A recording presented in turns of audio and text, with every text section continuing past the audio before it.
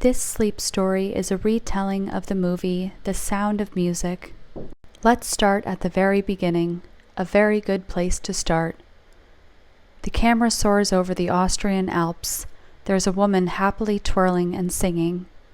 The twirling and singing woman is Maria, a young woman studying to become a nun in an abbey in Salzburg. Unfortunately, her general zest for life is getting in the way of her spiritual duties, so the Reverend Mother suggests that she try something else for a while. Her plan was to send Maria to live with a widower named George von Trapp, a Navy captain who desperately needs help with his 7 children. Since his wife's death, the captain runs the house like a ship, calling the children with a ship's whistle and insisting on absolute order and control. No fun allowed. The kids don't make things very easy for Maria at first. They've managed to send dozens of governesses packing with their pranks and misbehavior. But that night a thunderstorm drives them all into Maria's room, and the children realize that Maria is fun and very motherly.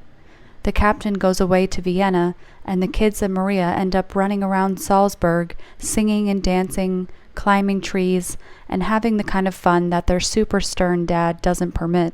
Coming home from Vienna to find the kids and Maria soaking wet and having absolutely too much fun after a boating adventure, the captain fires her. Enter the Sound of Music to save the day. He overhears the children singing a song that Maria's taught them, and he's overwhelmed with emotion. He tells Maria that she's brought back joy to the house and begs her to stay. The captain lightens up and gets closer to his children. There's a minor complication at this point, though. Maria and the captain develop feelings for each other, although neither of them really know it yet, and the captain's already dating the lovely and sophisticated Baroness Schrader.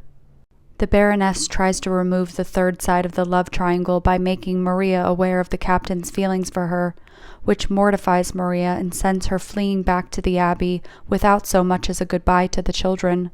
The captain and the Baroness get engaged. The kids are not all right.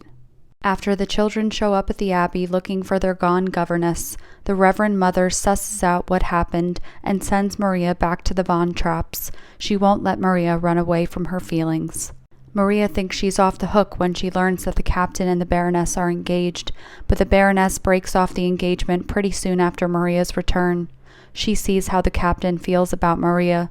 With the Baroness out of the way, Maria and George confess their love together and get hitched. The captain and Maria return from their honeymoon to find that Germany has annexed Austria. There's a telegram demanding that Captain von Trapp take a post with the German Navy and hang Nazi flags in his house.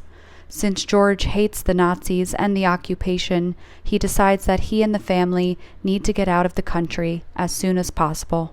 Their plan hits a snag when Nazi party leader Herr Zeller catches them on their way out of town. They convince Zeller they're just on their way to sing in a folk festival that's going on that night. He's suspicious but lets them go as long as he escorts them there. He believes that allowing them to sing will show the Austrian audience that life in their country goes on as usual.